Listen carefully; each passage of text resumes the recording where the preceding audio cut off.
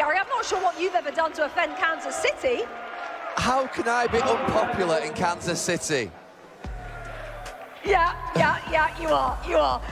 Gary, let's start by talking about Manchester United against Chelsea yesterday. Good performance by Manchester United, but I suppose, did it have to be 5 minutes in when they were playing against 10 for so much of that game? Yeah, that was such a big help. Obviously not for Chelsea, but it was. I was at the game yesterday, and United, I thought they did really well in the game. Obviously, they were playing against 10 men, but it was a little bit nervy in that last 10 minutes. But Ruben Amorim, the coach, obviously needed that. It takes a little bit of the pressure off ahead of Brentford next weekend. Then they play Sunderland the week after. So, look, we're not getting ahead of ourselves, but they could be in a position whereby Brentford and Sunderland are big matches. They could win 3 on the bounce and things could turn around for him, but it's still a little precarious. In terms of Liverpool winning the Merseyside derby yesterday, no late goal. They didn't need a late goal in the end. How did you rate that performance in comparison to maybe the ones we've seen so far for Liverpool this season, Gary? Well, they keep getting over the line, don't they? It's a great habit to have. I don't think they're at their very best yet, but they've got so much firepower. I think the manager's brave. We'll probably talk about Arsenal shortly in terms of what Mikel Arteta's going to do today against Manchester City. But Arne Slot goes to win every single match. A little bit nervy for them, obviously, when Everton get 1-0, a goal back. But for me, when you look at Liverpool, it always feels like they've got another gear to shift into and do enough to win matches, and that's a great habit. I want to ask you about what's happening at West Ham United. Another defeat for Graham Potter yesterday at home against London rivals Crystal Palace. Reports this morning, Gary, that West Ham are already talking to potential candidates to come in, whether that's Nuno Espirito Santo, Gary O'Neill, or even Slaven Bilic, who was there at the club before. Do you think Graham Potter has run out of time? I would think so. I mean, the performances have been awful at the start of the season. There doesn't feel to be that connection also between the West Ham fans. They're obviously having a difficult time.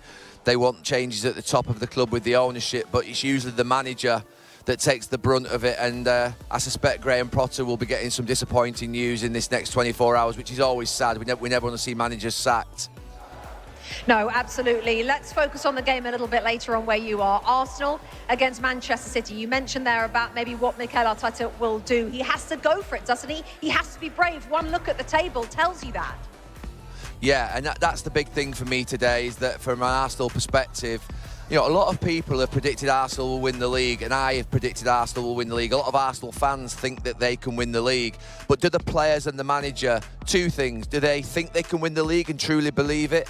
And most importantly, the second point is, do they actually know how to win the league? Has Mikel Arteta got the know-how? Have the players got the know-how to go and get across the line? And this game today, I think we've got to stop looking at what Mikel Arteta says. We've got to look at what he does. And in big matches, he doesn't always play the most attacking players. He waits in games. He's pragmatic. He tries to win through set pieces or being solid. That has got to stop. You've got to take the handbrake off.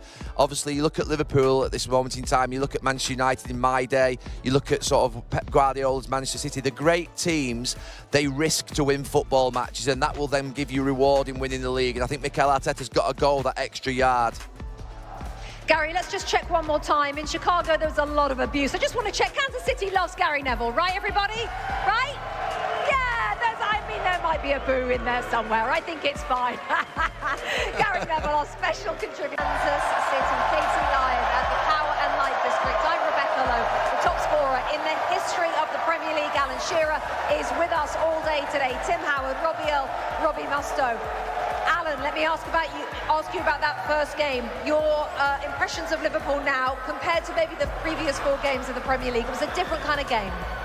Yeah, the first half, I thought they were the much of the better team. They deserved their lead. They played some bright, energetic football.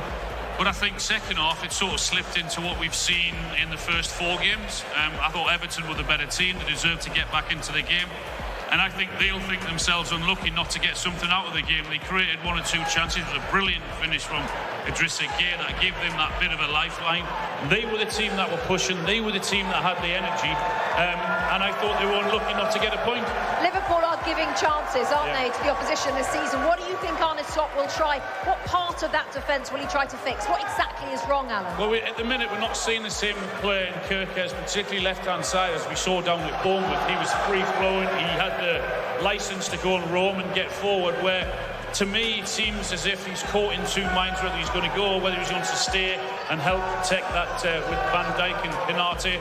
and I just don't think they've got the balance right at this minute. And I think one of the reasons why he left Bert on the bench and Isak on the bench is because he went back to norm. He went back to what they had last season, because he just felt in this game, with the hustle and bustle and the energy that was going to be needed, I think he went back to his tried and trusted of the three. And I think, yeah, there's plenty to work on for Liverpool, but you have to say, without playing well again, they've won the game, and that has to be a big bonus for them.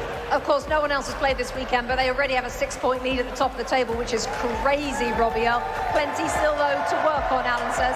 Yeah, and we talked about it before. When you integrate new players into a system, it doesn't matter how good those players are, there's still a bedding in time. You've got to get used to the rhythms, to the way they play. But there's something about Liverpool when they sort of do sit in that sort of difficult position where there's a belief in what they do. They somehow feel they're going to end up on top of the game. We could be going into October and November still saying Liverpool aren't playing that well. Guess what? They've won games again. You say not playing that well, but the 2 goals they scored were excellent goals, like real quality, and we've got to remember that. They look like there's a ton of goals throughout this team. Ugo Ekitike, I don't know about you, Alan, but I like everything that he does. We talked about it's him, the finish with a little touch and a low finish, make sure he hits the target. Sadly, I think we might see him get pushed out of position a little bit. Do you think he's going to play Isak or Ekitike, or do you think he could move Ekitike wide when Isak starts? It's not a bad option. It's not bad. Having said that, at the minute, there's no way I would, if I was Ekitike, there's no way I would be thinking I deserve to be left out this side with the form that I'm in, the goals that I'm scoring, and he can't leave him out. He has to play him. So Isak will have to be patient. He's not 100% fit yet, which he'll be working on. But they've got so many options, not only with those two, but in wide positions as well. And if things are working, fine. If it's not, then at least he's got the players to chuck on and try and change it. Good problems to have, if you call them problems.